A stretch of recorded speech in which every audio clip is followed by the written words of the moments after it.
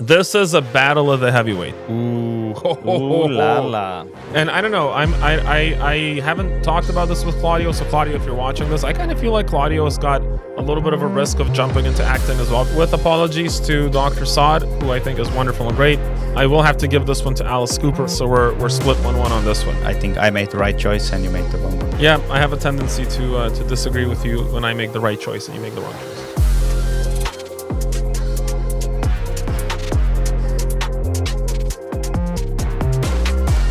Hey, welcome to Style Deconstruction with Dimitry and Rivo. We're smashing fashion. This is not our paid, what do you call that? OnlyFans? This is not our OnlyFans. This is Style Deconstruction. If you're here for undressing, this is the wrong place. We are talking about dressing. Men. We like men with clothes on. That's right. Who wore it better? LGFG edition. Here we go. So I'm opening my phone. And there's nothing. There is nothing. So let me start by saying one thing. There is one difference between the camo suit that we made for Brian Shaw and the camo suit that we made for Eddie Hall, and that is if you look very closely at the buttons, Eddie Hall's buttons are shotgun shells. Oh wow, yeah. Yep. That is cool. Yep. So that's you can actually see that's a shotgun shell. Yeah. Yeah. We didn't do that for Brian Shaw, just mostly for timing, and I guess we kind of made our point with the Eddie suit. But another thing that's quite different about the suits is that look at the pockets, and Eddie Hall's suit has patch pockets.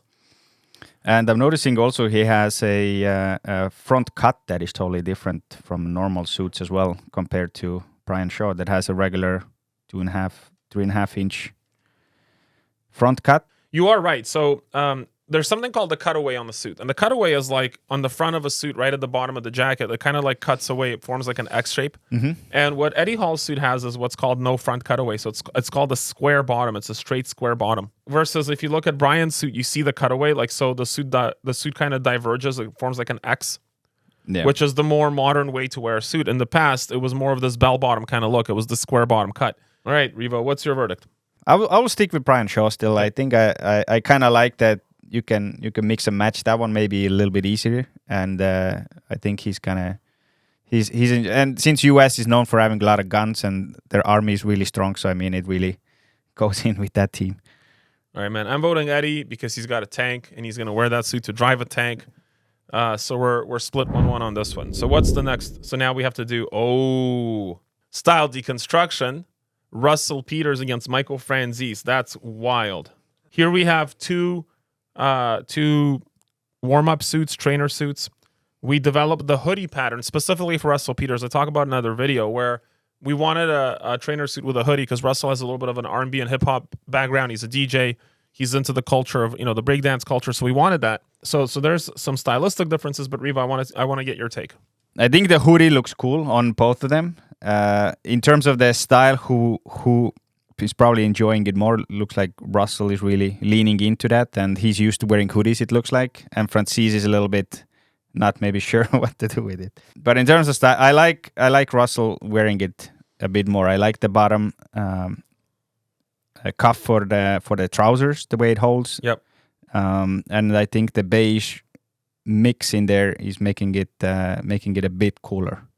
Yeah, you pointed out something. There is some stylistic difference. So you have the sort of stripe along the shoulder and arm, and the beige cuff finishings on the Russell suit versus a darker, more serious tone to Franzise's suit, whereas the fabric is pretty similar. It is the same fabric, actually. I think it could be the same. Yeah, it's the same fabric, but you see the finishing is different. So Franzise's suit has a more serious demeanor. And the reason we did it for Michael Franzese was not so much to highlight on R&B or hip-hop. It was more so to go back to a sort of romantic era in where boxing met with organized crime. And so I wanted something that paid tribute to that romanticized period of the 70s where the mob and boxers kind of converged. And this is what the trainer suit was all about. But I think my verdict on this, Rivo, is also with you. I think whereas Michael Franzese probably has some very specific places he can wear that suit, and that's probably going to be more like around the house or going for a jog in his neighborhood, like kind of more of a casual setting. I think Russell will actually pull this off in more environments. Yeah. And so given that and given the fact that he's leaning into it, I think I'm going to give this one to Russell Peters. Yeah, same. Oh, that's interesting. So we have the James Bond LGFG Shaw lapel tuxedo, and we have Claudio Castagnoli the Swiss wrestler, against Konstantin Kisin, the British, formerly Russian social commentator, social critic. What a fascinating battle of who wore it better. Rivo, let's start with you. In terms of the styles, I think we made them pretty similar. They both have shawl lapels. In terms of the style for the lapel size, added flap pockets, which is interesting for tuxedos. Not very common way to do it. So you think tuxedos should have jetted pockets? They usually have jetted pockets quite often. Mm-hmm. Well, so yeah, looking at the jackets, I mean they're practically the same in terms of style. I think they're both just James Bond theme, and the idea behind Constantine, he's got a little bit of a British accent, and he is British, so we kind of wanted that James Bond tuxedo, whereas Claudio just has a James Bond-esque aura about him. And I don't know, I haven't talked about this with Claudio, so Claudio, if you're watching this, I kind of feel like Claudio's got a little bit of a risk of jumping into acting as well, because he does have that sort of an aura of somebody that could do well in the movies. So I like the red carpet tuxedo for Claudio. So for me, I think they both wear it very well. Both are going to have events and opportunities to show off their LGFG tuxedo. But I think Claudio, to me, is the winner on this style deconstruction competition. I think I might agree with you as well. He looks pretty badass with that, with the kind of half-shaved head, like he's ready to take over a casino or something. All right, what do we got next? Oh, this is going to be tough. We did this purple jacket for Alice Cooper as a tribute to Shep Gordon. He got a purple and a green. I wanted a couple velvets on him because, Alice is the kind of guy that actually can pull off a velvet. And a couple of unique other features about it. You notice the sleeves are rolled up, so we did a tulip sleeve on it. So it's a tulip cuff is generally reserved for female garments, but when you're Alice Cooper, you can wear like all sorts of stuff. So it's got a tulip cuff on the jacket, so it has that little 3/4 roll on it, so it's a little bit different. The shirt in this case is a blood red linen, and the buttons are actually not buttons. It's a cummerbund, but the inserts, so you had a cummerbund, the thing that like goes in your tuxedo, and then with those kind of tuxedo shirts, that is a tuxedo shirt. There's no buttons. You have to insert the buttons almost like studs. You insert the studs like you would do like cufflinks on a French cuff shirt, and the studs on this particular shirt are skulls. And then we flip to Got Sod. And so Rivo, what are some of your things you immediately notice? Well, with the style, I definitely like a brave choice for the colors. You will definitely stick out a bit more when you're wearing a jacket like that. But in terms of style, very classic, right? It has classic notch lapels still, classic flap pockets. So there is nothing really that is out of the ordinary besides the color, I would say.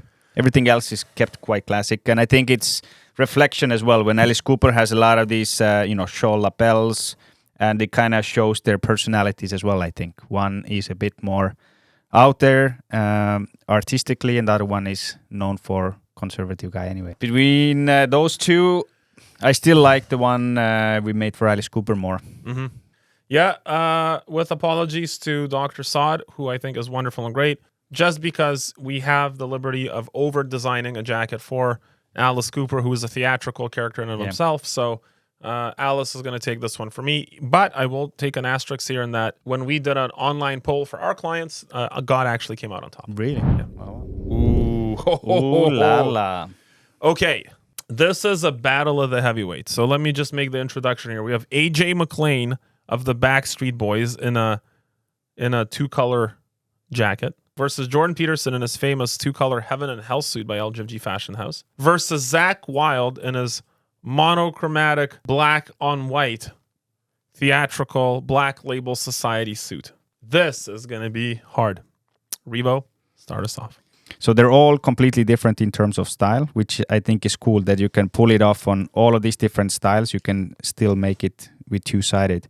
But I think that the one that got like million likes on Instagram is still one of my favorites. And which one's that?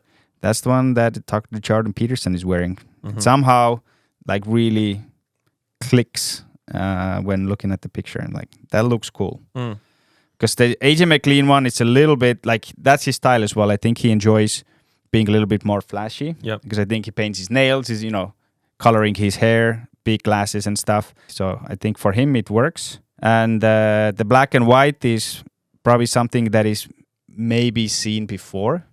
So it's special, but it's like not as special as the kind of burgundy and blue mix as the Heaven and Hell suit. for me, when I'm choosing a winner of this incredible battle of the heavyweights of LGFG suit wearers, I have to go with Jordan Peterson for a couple reasons. Number one, sentimentally, that was the first one that we did, so there's a lot of meaning for us behind that. Yeah. And then again, whereas Zach and AJ are enjoying their jacket and their suit, and they're going to be, I'm sure getting good use out of it. I think what you said, Rivo, also resonates with me, in that Jordan Peterson suit has sort of become a part of the.